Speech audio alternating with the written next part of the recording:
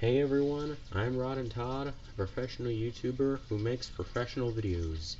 And it's Tuesday, which means it's time for another Transformers review. So here we go. This is WFC-S20 Chromia. She was released in the deluxe size class as part of Wave 2 of the War for Cybertron Siege toy line. As always, we'll start with the alternate mode. So Chromia turns into a car thing. So, with most Siege figures that turn into cars, they turn into a vaguely Cybertronian version of their original alternate mode. However, with Chromia, I can't really say she has that distinction, because Chromia wasn't really in the cartoon that much, and well, you didn't really see much of her alternate mode is what I'm saying, so this is kind of something completely new. I think it has aspects of the original, but I haven't really compared it with anything. So, this is just for all intents and purposes a car. It's pretty long. It's got this huge clear windshield, large Autobot symbol on the front, or not in the front, but on the top of it. That's a nice paint apps on the hood. It's got these it's got 4 free rolling wheels, so she can roll out to fight the Decepticons or whatever. And the rear wheels here are hidden by these big armor panels, which is pretty cool. She has the battle damage paint, which is on a lot of Siege figures. You can see some little silver marks there on the front of the car, which is supposed to be like scratched paint or whatever. And of course, I should mention that this figure does have a common breakage point. Right here is a 5mm panel, or not, why did I say panel? A 5mm hole right there, which you're meant to store her weapons in. However, this entire piece here is made out of transparent plastic for reasons I don't know. It's not like this is part of the windshield piece or anything. This whole piece here is transparent plastic, as is this hood. It's just painted. However, that makes sense, as it's part of the windshield. Obviously, this would have to be painted if it's all clear plastic. But I don't know why they molded this out of transparent plastic when they could have easily made it out of the same blue as the rest of the car.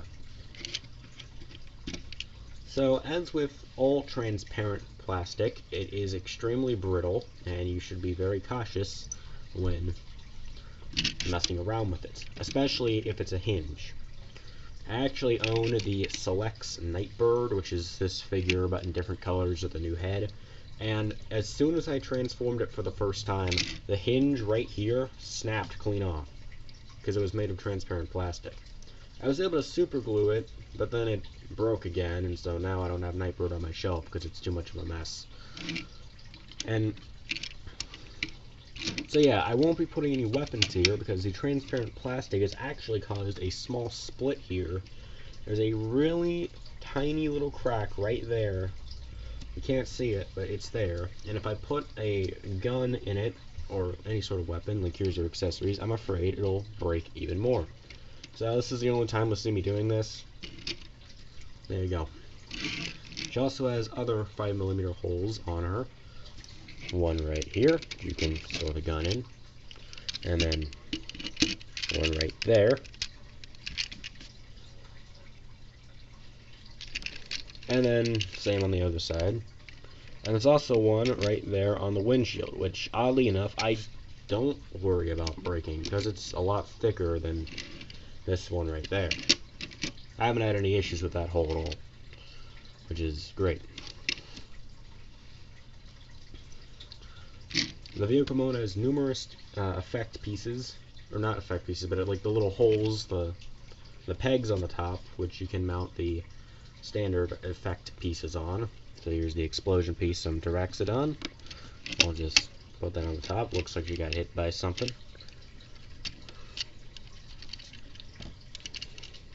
And then, let's see, any others? I don't really see any others in full view. I guess these little things on the front, are they compatible? I'll get blowpipes here. Okay, you can do that. If you really want to have these be guns, you can get a bunch of effect pieces and do that. And then there's also these two on the back, which you're not really supposed to attach the effect pieces to. However, she comes with these little things, which the instructions tell you to attach to the back two pegs here. And they're like giant exhaust pipes, and then you can attach effect pieces there to make it look like it's spewing flames.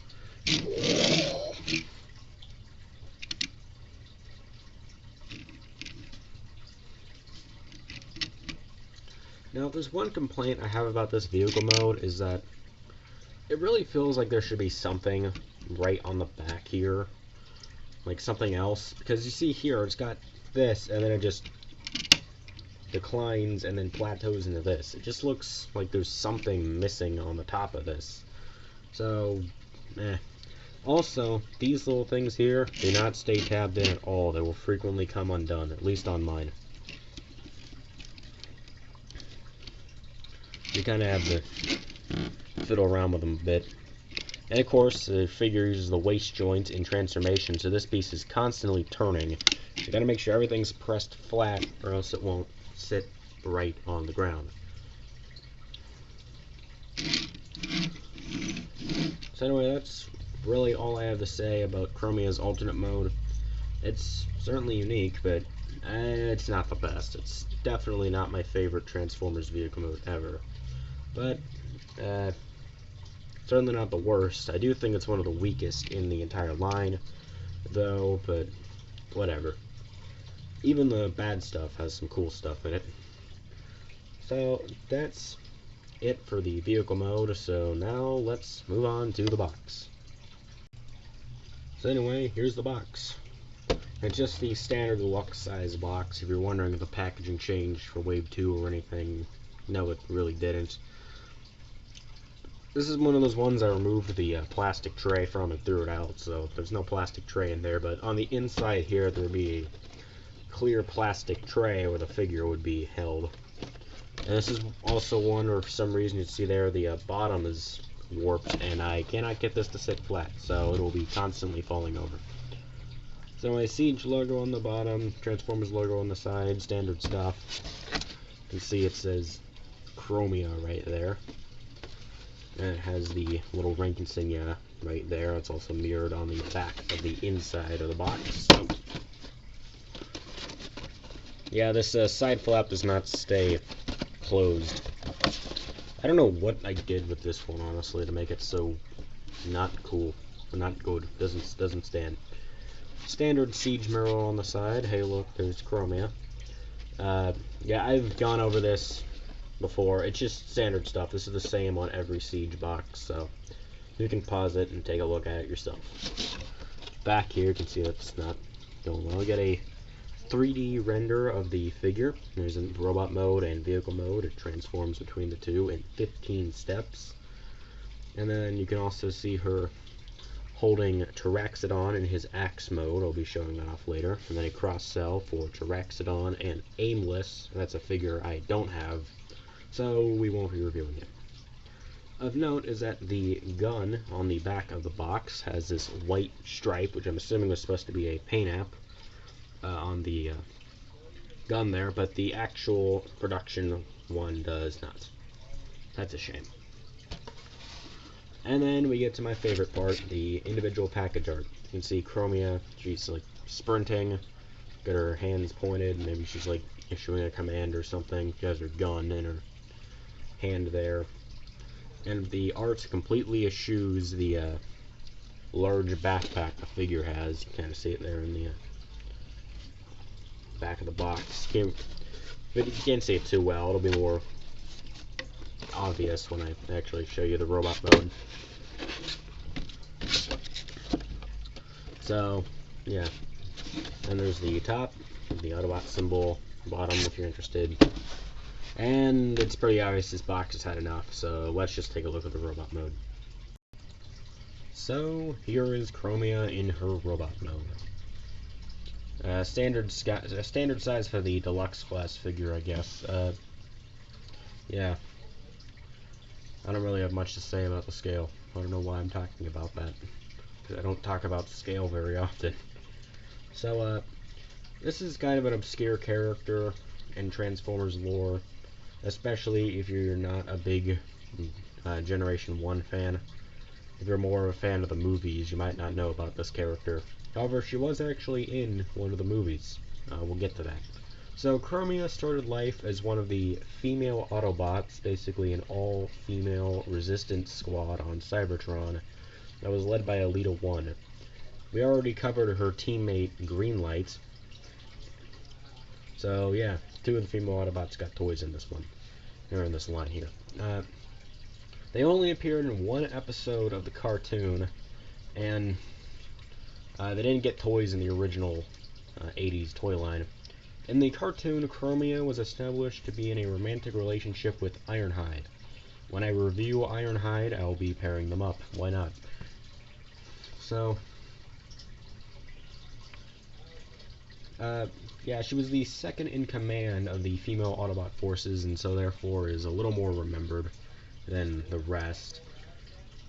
She actually did make it into the Michael Bay movies and Revenge of the Fallen. She was one of the 3 motorcycle bots alongside RC and Elita 1. However, she did not make it out of that movie alive. She was swiftly gunned down in the final battle. Darn.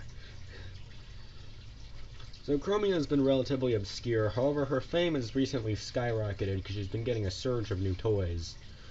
She got a toy that turned into a motorcycle a few years ago, and then she got this one here. And basically what this is, it uses the template of the Greenlight mold, but gives it a few new tweaks. So, Greenlight, Moonracer, Firestar, and Lancer, along with Elita 1, they could combine. However, this one doesn't have any of the combination stuff. Of course, the 4 female Autobots minus Elita 1 all shared the same base mold, the new head and colors.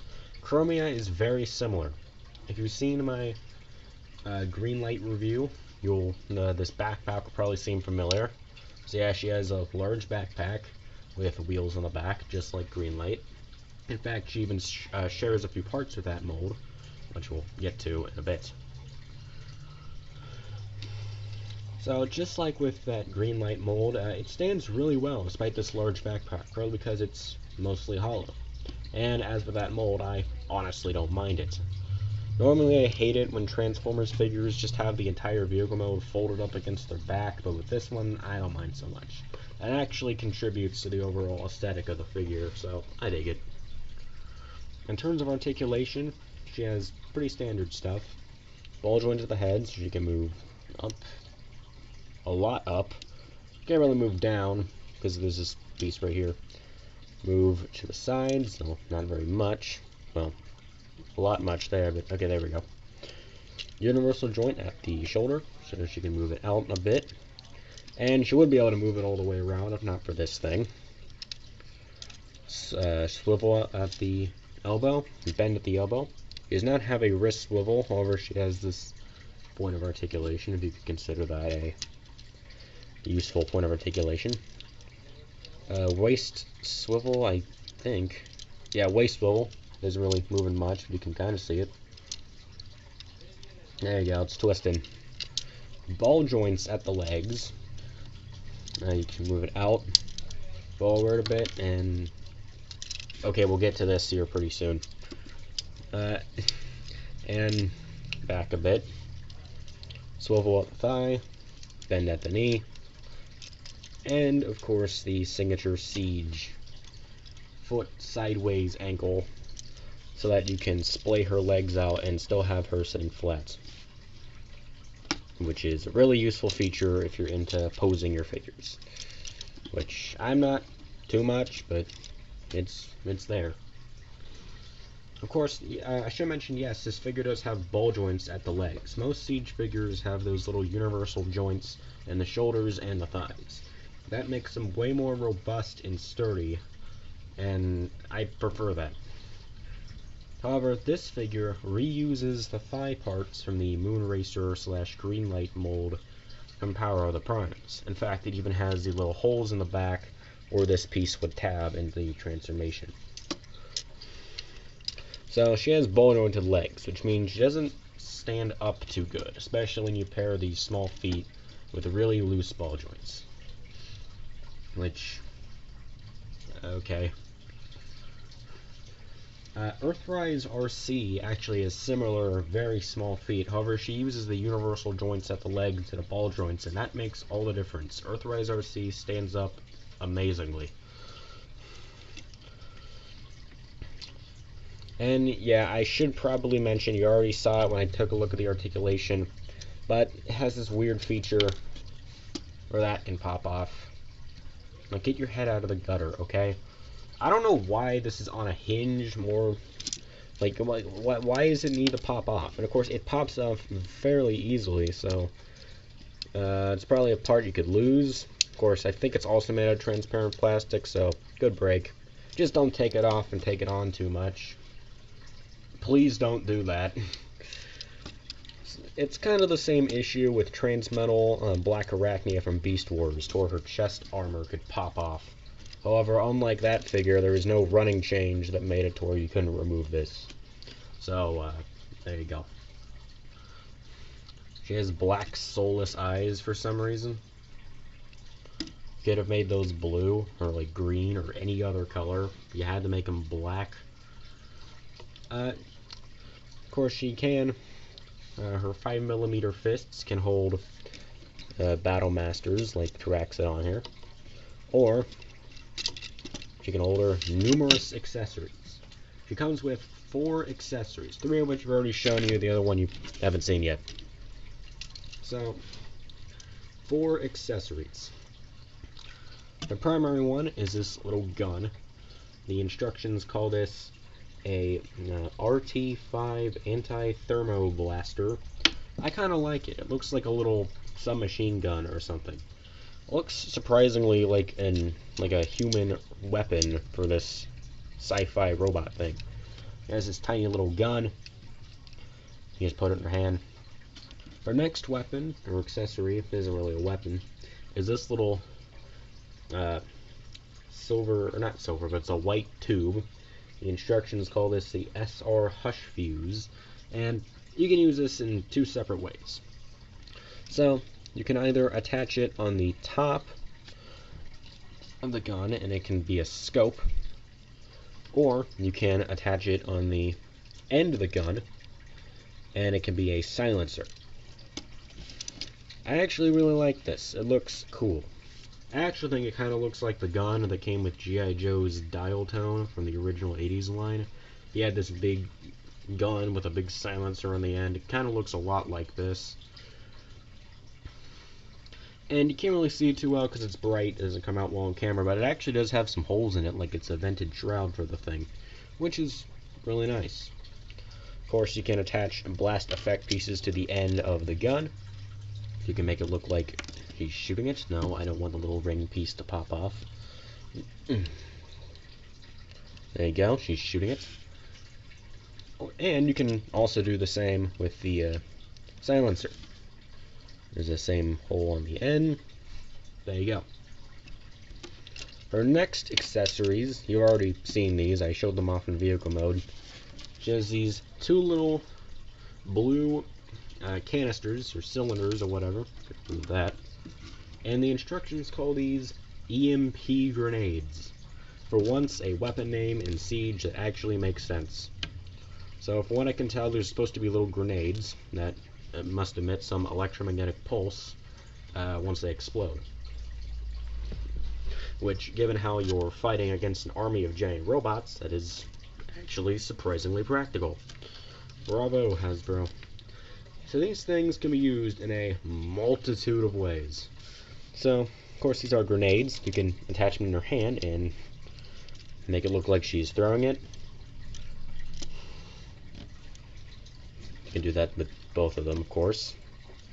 But then they can all also combine into a bigger gun. And this thing is very modular, so I'm just going to move the figure out of here and showcase all the different ways the weapon can be used. So, of course, you got the gun with the silencer, but then you can also attach the grenades onto the end, and have an extra long barrel. Of course, is a blast effect piece or peg on the end, so you can do that. It's a really large gun, and I guess you could maybe pass this off as a sniper rifle, maybe, because it's big and long. Doesn't really look like one. You can also, if you attach the silencer and the scope configuration, you can stack the grenades on top of each other, like so, and they can be pegged on the end and have this little double-barreled monstrosity. I kind of like this, but I honestly just prefer the base gun without any of the grenades on there. And then this was something they didn't really show off in any pictures of the figure or the instructions or anything. However, this was something they used in the pictures of Select's Nightbird. You can stack all these up on top of each other, and since it has the compatible peg at the end of the grenade, you can give her this little baton or sword or something. And I think I just realized now you can attach the Lionizer's effect piece to the end. I got two axons here. It's kind of the same principle, I think. Let me see. Holy crap, you actually can. Slice. I never noticed this until now. Wow. Of course, speaking of blast effect explosion pieces, I can get Chromia's feet to cooperate. You can also attach those in a variety of ways to the figure itself to simulate it getting hit with something. Of course, there's the one on the back of it, which can just a carryover from the vehicle mode. Pew pew. And then the other two I can find are on her knees. There's one on either kneecap. Okay. Yeah, this is an issue with the figure. I already told you it doesn't stand very good. You're seeing it firsthand right now. This figure is a nightmare to get standing properly. If they had just used universal joints at the legs instead of using ball joints, this would have been way easier. She has a multitude of holes all over her body which you can store the gun. This one's kind of running long, so I'm not really going to show them off in any detail. But yeah, one on her arm, one right here, which you can store the grenades on if you really want. One on the back, and one on her leg too. Another one, same here. Same here as on the other side, and then she has two on her feet. They're really shallow, and they don't really hold anything well, but if you want to attach COG to her or any of the other weaponizer figures, there you go. So that's my review of Chromia. In my opinion, it's probably one of the weakest figures in the line. I just kind of have a lot of problems with it. Vehicle mode looks a bit wonky, it doesn't stand well, it really just is not the best. I bought this figure not so much for the toy itself, but for Chromia, because by the time this was released, I had Power of the Primes, Elita 1, Moonracer, and Firestar, so I wanted Chromia to complete that set. So that's why I got this figure. In fact, this is one of the first Siege figures I ever got. Because when Siege first released, I'm like, I'm not gonna get very many. So I got Skytread, I got Chromia, and that was really it. But then I kind of spiraled off into a whole thing, and now I'm doing this review series. So yeah, Chromia, subpar vehicle mode, subpar robot mode. Overall, probably my least favorite figure I've reviewed so far. So that's my review of Siege Chromia. Sorry this one dragged on for a little long. I guess I just had a lot to say. So please like the video, subscribe, notifications, all that good stuff. I'm trying to reach 100 subscribers by the end of the year, and we are very close to that goal, so please do your part. That would be very much appreciated. I mean, you don't have to if you don't want to, but whatever.